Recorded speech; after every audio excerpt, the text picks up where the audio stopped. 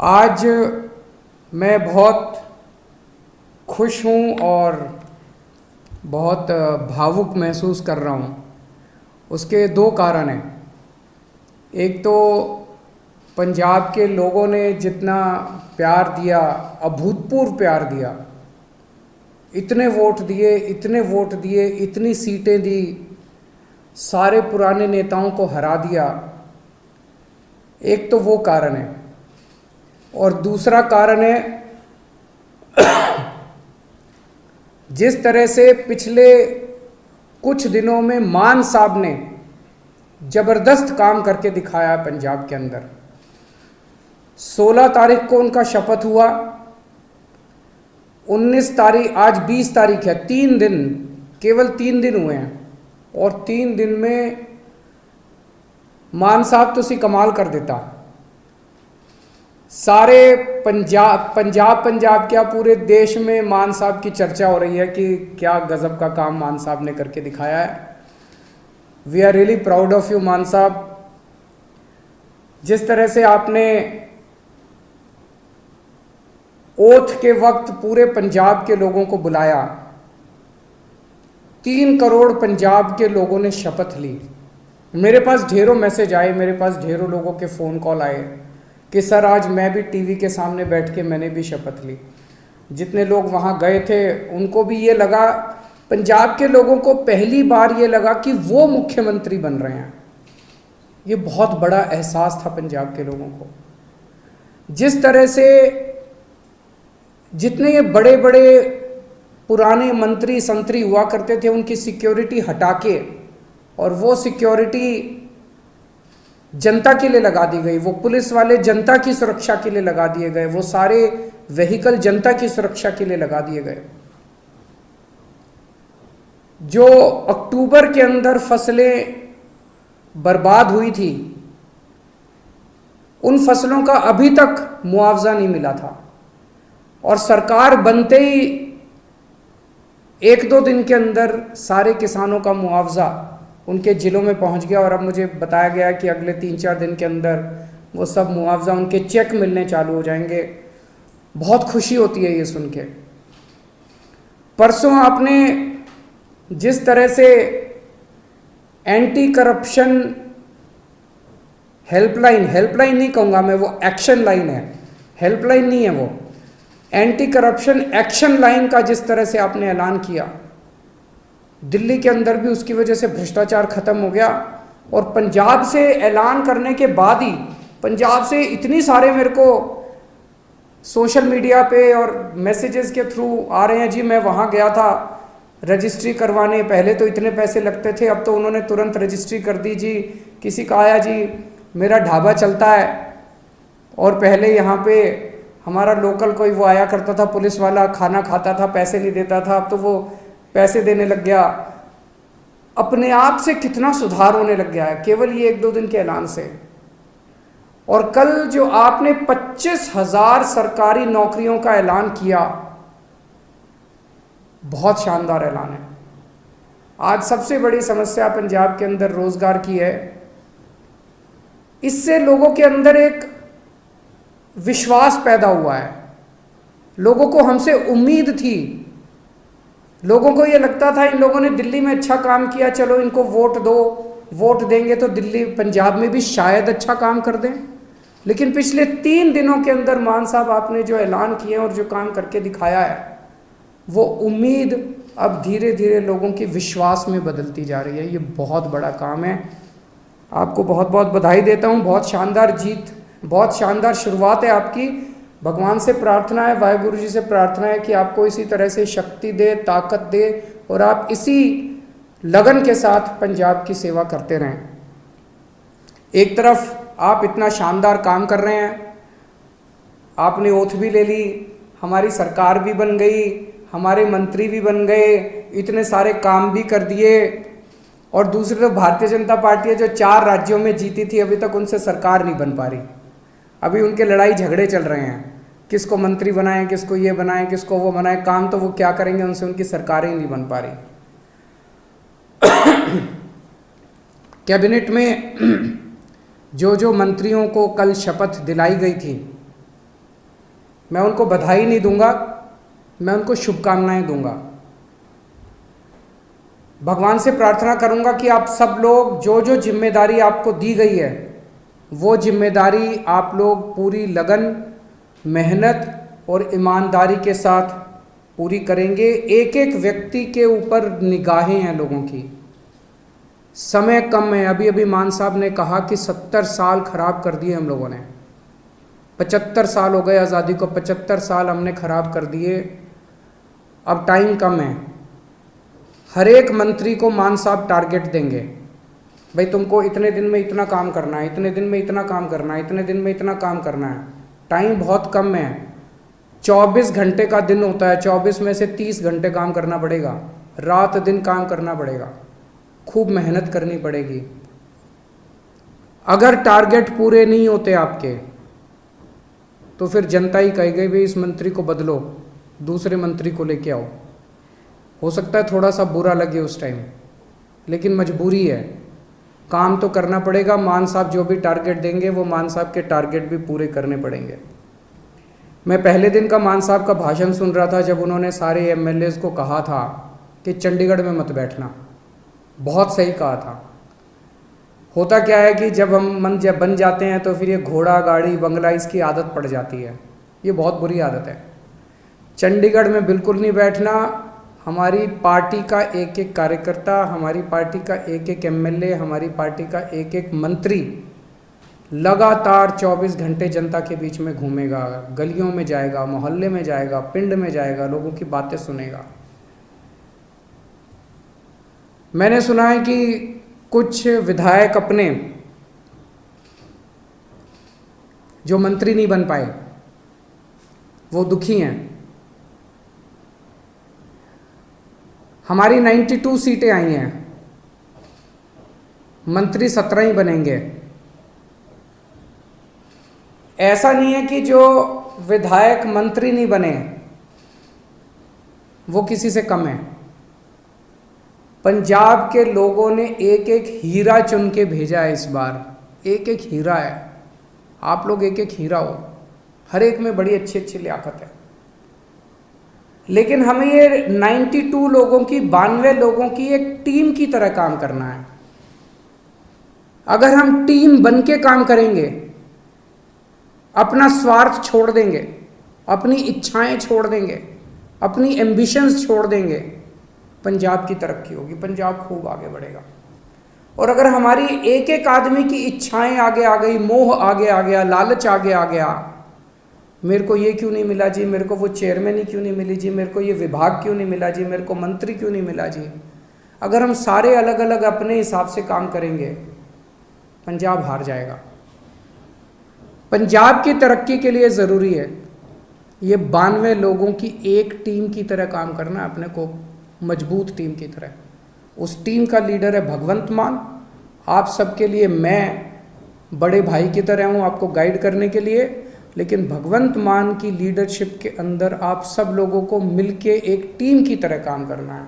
सबको जिम्मेदारियां मिलेगी। अगर कोई मंत्री बना तो वो मंत्री की जिम्मेदारी है, वो कोई बड़ा वो नहीं है, पद नहीं है। किसी को कोई जिम्मेदारी मिलेगी, किसी को कोई जिम्मेदारी मिलेगी, किसी को छोटी, किसी को बड़ी, सबको जिम्मेदारी मिलेगी। जो जिम्मेदारी मिले, जो भगवंत मान आपको जिम्मेदारी दें, वो जिम्मेदारी पूरी करनी है, तभी पंजाब की आगे तरक्की होगी। आपसे पूछना चाहता हूँ, आप में से, मैं तो इस बार चुनाव में बहुत ज़्यादा डीप में गया था, एक एक कैंडिडेट को मैं जानता हूँ, आप में से सब लोगों को मैं जानता हूँ। 95% आप में से लोग हैं जो पहली बार चुनाव लड़े थे। कभी जिंदगी में सोचा था एमएलए बनोगे? नहीं सोचा था। ऊपर वाले का कुछ करिश्मा था कि आपको टिकट मिल गई, आप एमएलए बन गए, लोगों का इतना प्यार मिल गया। आप में से कुछ लोग हैं जो बहुत साधारण बैकग्राउंड से आते हैं और इतनी बड़ी बड़ी हस्तियां हार गई आपके सामने। घमंड मत करना, आपने नहीं हराया, जनता ने हराया है। कल आप उनकी तरह काम करोगे, जनता आपको भी हरा देगी। कभी घमंड मत करना। तो ये मत सोचो कि अब मैं एमएलए बन गया, अब मैं मंत्री बनूंगा, अब मैं मुख्यमंत्री बनूंगा। ये सब चीज़ें दिमाग में नहीं आनी चाहिए, ये अच्छी चीज़ें नहीं हैं। आप एमएलए रहते, अपना ऐसा काम करो कि आप ही की ख्याति चारों तरफ फैल जाए।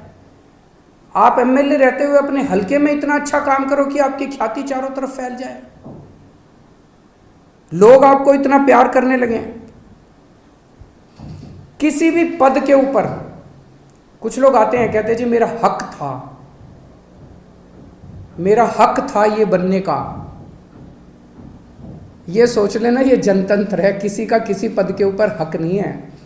जिस दिन जनता नाराज हो गई, 2 मिनट में मुख्यमंत्री को भी हटा देती है और 2 मिनट में एमएलए को भी हटा देती है। ये हमारे से पहले वाले जो थे उनको भी ऐसे लगता था कि वो तो पैदाइशी मुख्यमंत्री बनने के लिए आए हैं, वो तो पैदाइशी मंत्री बनने के लिए आए हैं। 2 मिनट लगे, जनता ने सारों को साफ कर दिया। ऐसा ना कर देना कि अगली बार जनता हमें साफ करने के लिए तत्पर रहे। हमें ऐसा करना है कि जनता जिंदगी भर हमारे को प्यार करे, हमें जनता का दिल जीतना है। लोगों के अगर काम कराने हो तो आप जरूर अपने मुख्यमंत्री से मिलने के लिए जाना। लोगों के लिए काम कराने हो लोगों के, तो आप जरूर अपने मंत्रियों से मिलने जाना। लेकिन किसी अपने हलके के डीसी और एसपी और थानेदार की पोस्टिंग कराने मत जाना। मैंने सुना है पहले पंजाब में अभी तक ये सिस्टम चलता था कि अपने इलाके की अपने हिसाब से थानेदार की पोस्टिंग कराई, अपने हिसाब से एसपी की पोस्टिंग कराई और फिर मिलके बांट के सारा सिस्टम चलता था। मान साहब, उनका मंत्रिमंडल, सब लोग मिलके अपने हिसाब से अच्छे अच्छे लोगों की, ईमानदार अफसरों की पोस्टिंग करेंगे। वो पोस्टिंग करें। अगर कोई अफसर आपका काम ना, जनता का काम ना करे, आप ये शिकायत लेके जाओ। लेकिन किसी की अपने हलके के पोस्ट एसपी की और थानेदार की और डीसी की पोस्टिंग कराना, वो मान साहब के ऊपर छोड़ दो, वो करेंगे। मंत्रियों के ऊपर छोड़ दो, वो करेंगे। और अगर कोई करप्शन करे तो वो बताओ। सबसे जरूरी चीज हमारे लिए ईमानदारी से काम करना है। हमने बार बार अपने चुनाव प्रचार में कहा कि हमारी कट्टर ईमानदार पार्टी है, हम एक कट्टर ईमानदार सरकार बनाएंगे। भगवंत मान एक कट्टर ईमानदार आदमी है, लोग हमसे उम्मीद करते हैं। मैं कुछ भी बर्दाश्त कर सकता हूं, बेईमानी बर्दाश्त नहीं कर सकता, पैसे की चोरी बर्दाश्त नहीं कर सकता, जनता के पैसे की चोरी बर्दाश्त नहीं कर सकता। तो अगर मेरे को पता चला, मान साहब को पता चला कि कहीं किसी ने कुछ गड़बड़ की, तो फिर एक भी मौका नहीं देंगे। वहां मौके की कोई गुंजाइश नहीं है। आपको हमने जो काम दिया, आपने टारगेट पूरा नहीं किया, हम आपको 1 मौका देंगे, 2 मौका देंगे। लेकिन अगर आपने कहीं गड़बड़ की तो पहले मौके में ही सख्त से सख्त सजा मिलेगी। जो सजा जनता को मिलती है उससे दुगनी सजा अपने वालों को मिलेगी। फिर जनता ने बहुत भरोसा किया है, जनता के भरोसे को तोड़ नहीं सकते। बेईमानी मत करना, और कुछ भी कर लेना, बेईमानी मत करना और जनता के साथ बदतमीजी मत करना। अभी मान साहब ने भी इसका जिक्र किया। मैं देख रहा हूँ सोशल मीडिया पे हमारे कई एमएलए साथी, विधायक लोग इंस्पेक्शन कर रहे हैं इधर उधर। बहुत अच्छी बात है, मुझे बेहद खुशी है। आप लोग अस्पताल में जा रहे हो, लोकल स्कूल में जा रहे हो, लोकल तहसीलदार के दफ्तर में जा रहे हो, जाओ, खूब जाओ, बहुत अच्छी बात है। यही करना है अपने को। एक ही चीज़ का ध्यान रखो, बदतमीजी मत करो। मैंने एक देखा, एक बंदा किसी थानेदार को कह रहा है, तेनू पुट्ठा टांग देंगा। ये भाषा हमें शोभा नहीं देती। ये कहने की क्या जरूरत है? अब तो तुम विधायक बन गए, अब तो मुख्यमंत्री तुम्हारा है, अब तो मंत्री तुम्हारे हैं। तुम चाहो तो 2 मिनट में उनको पुट्ठा टांग सकते हो। जिस दिन टांगने की, अब तो तुम्हारे पास कलम की ताकत है, कलम की ताकत से कुछ भी कर सकते हो। कहने की क्या जरूरत है? अपने मुंह से हमें सबकी इज्जत करनी है, सबकी इज्जत करनी है, विरोधियों की भी इज्जत करनी है, विपक्षियों की भी इज्जत करनी है, सारे कर्मचारियों की इज्जत करनी है। और ये कर्मचारी दोषी नहीं है, कोई डॉक्टर दोषी नहीं है सरकारी अस्पताल का, सरकारी स्कूल का कोई टीचर दोषी नहीं है, अभी तक सिस्टम ही ऐसा था, सारा सिस्टम खराब था। दिल्ली का उदाहरण देता हूँ, दिल्ली में हमारी सरकार बनी, उसके पहले सरकारी स्कूलों का बुरा हाल था। यहाँ पे कहते थे कि सरकारी टीचर तो आलसी होते हैं, पढ़ाना नहीं चाहते, काम नहीं करना चाहते, टीचर आती हैं और पेड़ के नीचे बैठ के स्वेटर बुनती रहती हैं, खूब कहते थे। हमने आने के बाद इन सारे टीचरों को इज्जत दी, सारे डॉक्टरों को इज्जत दी, सरकारी स्कूल के अस्पतालों के डॉक्टरों को, टीचरों को इज्जत दी, और आज इन्होंने करिश्मा करके दिखा दिया, सिस्टम बदल गया। हमें पंजाब में इन्हीं के साथ मिलके, सरकारी स्कूल के टीचरों के साथ मिलके, पंजाब पुलिस के साथ मिलके, डॉक्टरों के साथ मिलके, तहसीलदार के साथ मिलके, सबके साथ मिलके सिस्टम बदलना है। आप देख रहे हो ना, इतनी सारी सोशल मीडिया पे आ रही है कि सिस्टम ऑलरेडी बदलना चालू हो गया, तहसीलदार ने ऑलरेडी सिस्टम बदल दिया, पैसे लेना बंद कर दिया है, इधर उधर सबने पैसे लेने, सिस्टम बदलना है अपने को, सबको जाके, कोई भी सबको जाके हाथ जोड़ के बात करनी है अपने को कि भाई साहब जमाना बदल गया, अब आप भी बदल जाओ। बस अगर कोई गलत काम कर रहा है, आपके कहने के बाद भी गलत काम कर रहा है, मुख्यमंत्री को जाके बोलो, जो एक्शन लेना होगा लेंगे, अपने मुंह से कुछ नहीं गलत शब्द बोलने हैं, वो बहुत ज़रूरी है, सबको साथ लेके चलना है। इस बार अपने को इतना प्यार मिला है पंजाब की जनता से, मेरे को पता चला कई दूसरी पार्टियों के नेता, उनके घर में उनकी बीवियों ने और उनके बच्चों ने हमको वोट पाई है। सोच सकते हो, हमें 5 साल के अंदर लोगों का इतना दिल जीतना है, 3 करोड़ पंजाबियों का दिल जीतना है कि अगली बार इनको एक भी वोट नहीं पड़नी चाहिए। अभी तो इनके बच्चों ने और बीवियों ने डाली, अगली बार इनके वोट भी हम ही पड़ेंगे। अपने को ऐसा माहौल तैयार करना है। मैं अंत में सभी पंजाब के लोगों को बहुत बहुत बधाई देता हूँ ये इनकलाब लाने के लिए। सभी हमारे वॉलंटियर्स को, बहुत मेहनत की हमारे वॉलंटियर्स ने, रात दिन एक कर दिया, बिना किसी ख्वाहिश के, निस्वार्थ भाव से पंजाब के लिए। उन सभी वॉलंटियर्स को मैं सलाम करता हूँ। मैं मान साहब को और सभी विधायकों को जो जो जीते हैं, उन सबको, विधायकों को मैं बधाई देता हूँ इस शानदार जीत के लिए। मान साहब ने इतना शानदार नेतृत्व किया पंजाब का प्रधान होते हुए, उनको बधाई देता हूँ।